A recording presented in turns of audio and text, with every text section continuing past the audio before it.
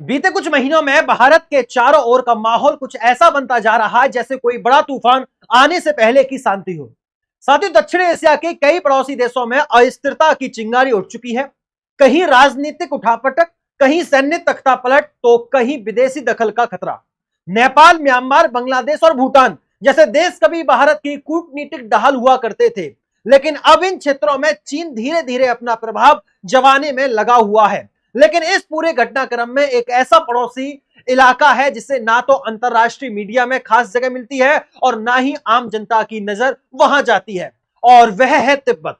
वही तिब्बत जो कभी भारत के सबसे घनिष्ठ आध्यात्मिक और सांस्कृतिक मित्रों में गिना जाता था, लेकिन आज वह चीन की गिरफ्त में है और भारत के लिए एक कूटनीतिक शतरंज का केंद्र बन गया है। हालांकि इसकी चर्चा खुले तौर पर नहीं होती, लेकिन पर्दे के पीछे भारत ने जो रणनीति अपनाई है उसने चीन की नींद उड़ा दी है। अब यह लड़ाई सिर्फ भूराजनीतिक की नहीं रह गई है, बल्कि यह सांस्कृतिक, शिक्षा और विचारधारा की लड़ाई बन चुकी है। एक ऐसी जंग जिसमें बिना गोली चलाए दुश्मन की जड़ें हिलाई जा रही हैं, और यही वो क्षेत्र है जहां भारत चुपचाप लेकिन दूरगामी कदम उठा रहा है। और हाल ही में भारत तिब्बत के साथ मिलकर जो तैयारी कर रहा है, उस हिसाब से इस बात की आशंका बढ़ चुकी है कि जिस समय पूरी दुनिया में अनस्टेबिलिटी का माहौल चल रहा है, इसी बीच तिब्बत में कहीं बहुत बड़ी तैयारी ना हो जाए जिससे चीन को तिब्बत से हमेशा के लिए हाथ धोना पड़े। आखिर क्या है पूरा मामला, विस्तार से समझेंगे आज के वीडियो में। लेकिन उससे पहले अगर आप हमारे चैनल को पहली बार देख ही रहे हैं तो एक छोटा सा काम जरूर कर दीजिएगा, वीडियो को लाइक करें, चैनल को सब्सक्राइब जरूर कर लीजिएगा, क्योंकि इससे हमें एनर्जी और मोटिवेशन मिलता है।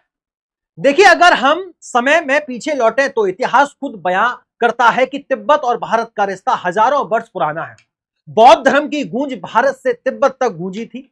सांस्कृतिक आदान प्रदान ने दोनों को कभी अजनबी नहीं बनने दिया। लेकिन 1950 में जब भारत स्वतंत्र के शुरुआती चरणों में था, उसी समय चीन ने तिब्बत में अपनी घुसपैठ शुरू कर दी। भारत उस वक्त अपने संविधान और लोकतांत्रिक व्यवस्था को जमाने में लगा हुआ था। ऐसे में तिब्बत की ओर से मदद की पुकार को वह सुन तो पाया, लेकिन तत्काल कोई ठोस कदम नहीं उठा सका। इसका फायदा चीन ने उठाया और धोखे से तिब्बत को अपने कब्जे में ले लिया। 1959 में जब हालात बदतर हो गए, तब तिब्बत के आध्यात्मिक नेता दलाई लामा ने भारत में शरण ली। उनके साथ हजारों तिब्बती शरणार्थी भारत आए और भारत ने उन्हें न केवल जगह दी बल्कि सम्मान और सुरक्षा भी दी। आज धर्मशाला, हिमाचल प्रदेश, तिब्बती सरकार इन एग्जाइल का मुख्य केंद्र बन चुका है। करीब 75,000 तिब्बती नागरिक भारत में रह रहे हैं, जिनमें से कई पीढ़ियां यहीं जन्मी और पली बड़ी हैं। लेकिन आज जो सबसे बड़ा संकट है वह सिर्फ तिब्बत पर चीन का कब्जा नहीं है, बल्कि चीन द्वारा तिब्बती संस्कृति को मिटाने की योजना है। चीन बौद्ध धर्म का उपयोग एक रणनीतिक उपकरण के रूप में कर रहा है। वह नेपाल, श्रीलंका और म्यांमार जैसे देशों में बौद्ध प्रोजेक्ट्स पर बाहरी निवेश कर रहा है, ताकि वहां से चीन के प्रति वैचारिक समर्थन तैयार किया जा सके। साथियों, अरुणाचल प्रदेश जैसे इलाकों में चीन की कोशिश है कि वह बौद्ध मठों के जरिए अपने एजेंडों को आगे बढ़ाए और भारत के अंदर वैचारिक अस्थिरता पैदा करे। यह एक खतरनाक रणनीति है जिसे सिर्फ सैन्य ताकत से नहीं बल्कि वैचारिक शक्ति से ही रोका जा सकता है। और यहीं पर भारत ने चीन को जवाब देने के लिए सबसे चुपचाप लेकिन सबसे शक्तिशाली कदम उठाया है। हिमालय क्षेत्रों के बौद्ध मठों में भारतीय शिक्षा प्रणाली की शुरुआत। अब तक इन मठों में बच्चे सिर्फ बौद्ध धर्म की पढ़ाई करते थे। श्लोकों, परंपराओं और धार्मिक रीति रिवाजों में ही सारा जीवन बीत जाता था। लेकिन अब भारत सरकार ने तय किया है कि इन मठों में बच्चों को आधुनिक शिक्षा भी दी जाएगी। शिक्षा का यह नया मॉडल 2 हिस्सों में बांटा गया है। पहला, पारंपरिक और सांस्कृतिक शिक्षा। इसमें बौद्ध दर्शन, तिब्बती संस्कृति, भारत तिब्बत संबंध और दलाई लामा की शिक्षाएं शामिल है। दूसरा, आधुनिक शिक्षा, जिसमें विज्ञान, गणित, कंप्यूटर, अंग्रेजी, हिंदी और भारत का प्राचीन और आधुनिक इतिहास शामिल किया गया है। यह पाठ्यक्रम अभी तक करीब 20 मठों में शुरू हो चुका है और सरकार का लक्ष्य है कि इसे जल्द ही बाकी के 60 से अधिक मठों में लागू किया जाए। इस पहल के 3 बड़े फायदे हैं। पहला, तिब्बती बच्चों को आधुनिक शिक्षा मिलेगी। जिससे वह डॉक्टर, इंजीनियर, वैज्ञानिक, शिक्षक या फिर प्रशासनिक सेवा में भी जा सकेंगे। यह समुदायों को आत्मनिर्भर और सशक्त बनाएगा। दूसरा, चीन के वैचारिक हस्तक्षेप को रोका जा सकेगा। मठों में पढ़ने वाला युवा अब चीन की किसी भी प्रोपेगेंडा शिक्षा के प्रभाव में नहीं आएगा, बल्कि भारत की सोच से जुड़ा रहेगा। तीसरा, यह भारत की सीमाओं को वैचारिक रूप से सुरक्षित करेगा।